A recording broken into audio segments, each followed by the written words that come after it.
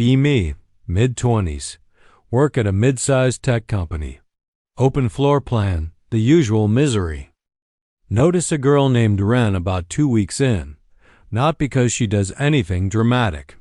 Because she never does anything dramatic. Sits near the corner by the plant nobody waters.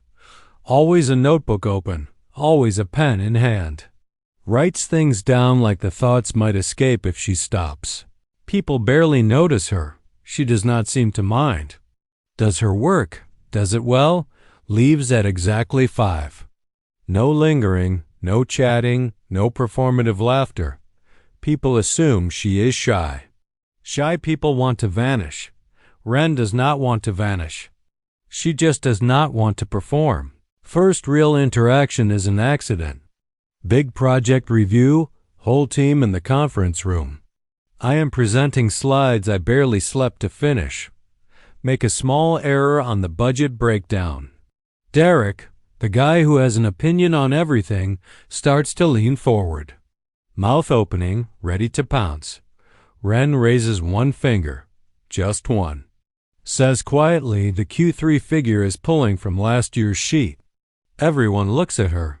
I check. She is correct. Fix it, move on.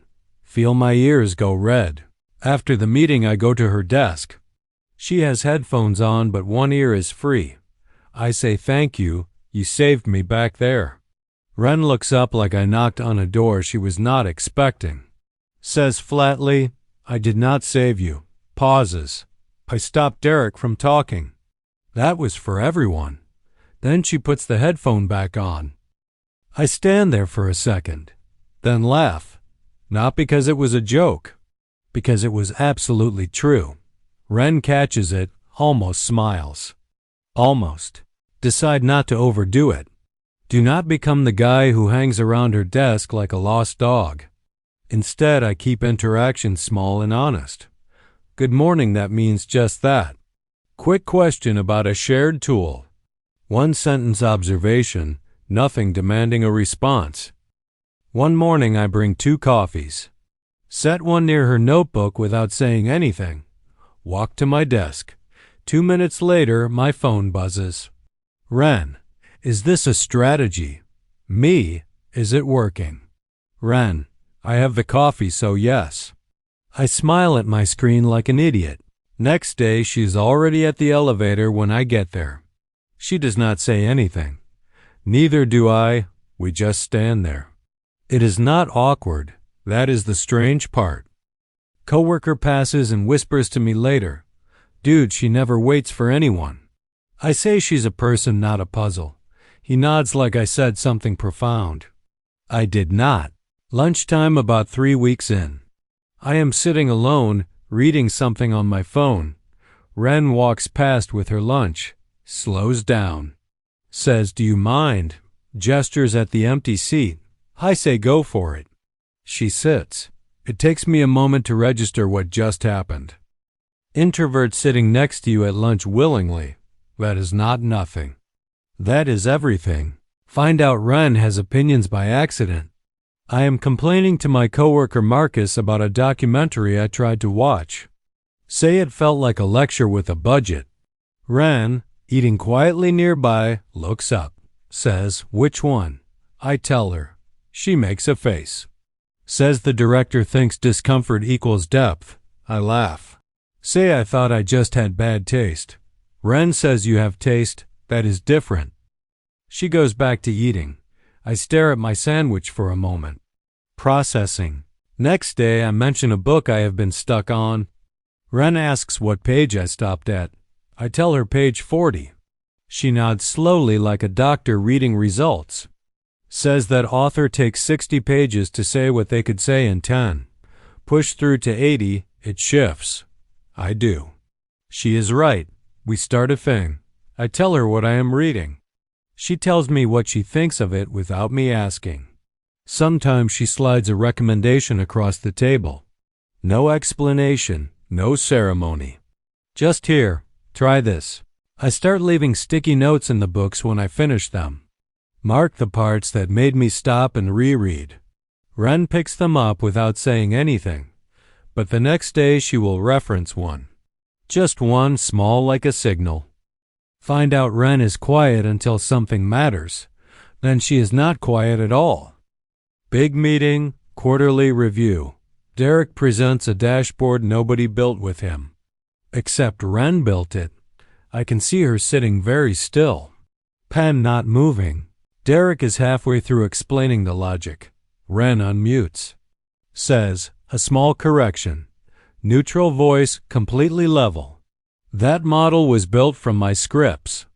Derek does not have edit access to the repo. Room goes still. Derek laughs a little. Says, right, of course I meant. Wren shares her screen, version history, timestamps. Her name on every commit. Derek goes quiet. Meeting moves on. Afterward, the office whispers like it always does after something real happens. I go to her desk. Say that was impressive. Wren exhales slowly. Says, I hate doing that. I say you did it anyway. She nods. Says, I do not mind being overlooked temporarily. I mind being erased. I look at her. Say, yeah, I get that. She looks back at me for a second longer than usual, then nods once, files me somewhere. Safe, probably. Wren has a bad day about a month in. She does not announce it. She never would, but her shoulders are up near her ears, and she is typing without stopping to think, which means she is not actually working. She is just keeping her hands busy. I do not say anything. I set a water bottle at the edge of her desk. She does not look up, says, what is this? One say hydration. She does not respond out loud. Phone buzzes 5 minutes later. Wren, my head is full of static today. Me, you want company or quiet? Wren, quiet, but do not go far. I stay at my desk. Do not hover. Do not check on her. Just exist nearby in case that helps.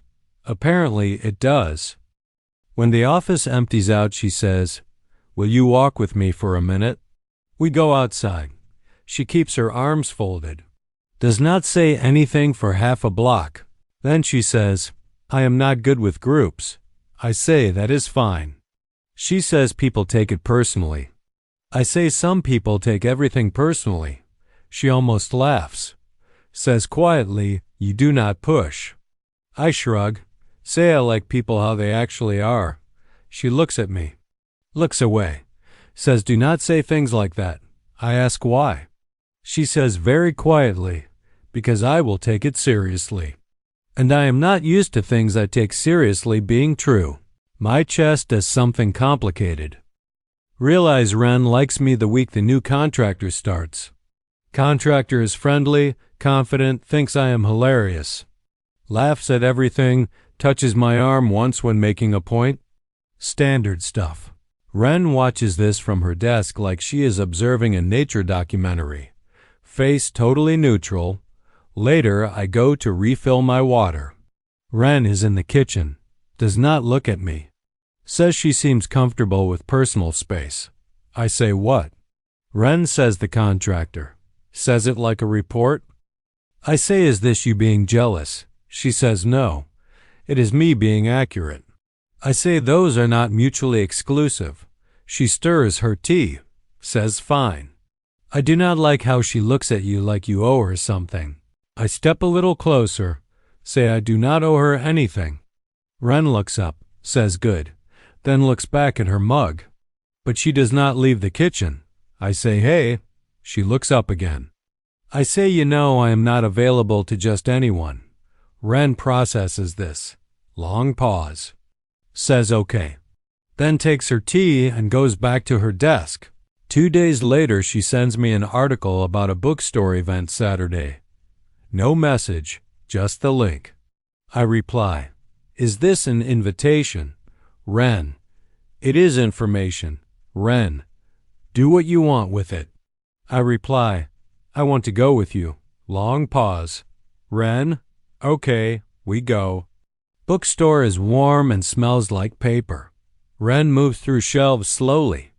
Runs her fingers along the spines, not browsing. Greeting. We get tea at the attached cafe. She sits with both hands around the cup, looking out the window. I say her name. She looks at me. I say I like you, plain and clear. Wren looks at her tea, looks at the table, then says quietly, I kind of assumed. I stare. Say you assumed. She says you are not subtle. I say okay. Then I ask, do you? She cuts me off, says I like you too. Says it to the table. But she says it. I smile. She adds, I am not good at the normal parts. I say I'm not either. She says that does not reassure me. I say we figure it out together. She looks at me, then back at her tea, then says very quietly, can I hold your hand? I reach across the table slowly. She slides her hand into mine, like a decision she has been considering for weeks. It feels enormous for something so small. Outside the bookstore, she looks up at me, says I do not do public things. I say okay. She says, but I want to. I lean in slowly. She meets me halfway. Brief, small. Enough. Dating Wren is not a grand gesture situation. It is small and consistent and real. She sends me one thing every morning. An article, a photo, a sentence she thought was good. If I do not get it by 9:30, I know she is having a hard day. I learn what silence means coming from her. She learns to say when she is tired instead of pretending. At work, we do not make it a thing, but people figure it out eventually. Marcus notices first, whispers to me one afternoon, is Wren smiling right now? I look over. Wren glances at me and looks away fast. Marcus puts his hand over his mouth. I tell him to be normal about it. He fails completely. A coworker tries to get details. Asks directly if we are together. Wren says yes before I can. Then says you do not get more than that. Coworker blinks. Walks away confused. In the elevator after I say that was smooth, Wren sighs. Says I just do not see why it is public information. I say I agree. She leans against the wall. Says I only need a few people to actually see me. I say I see you. She looks at me.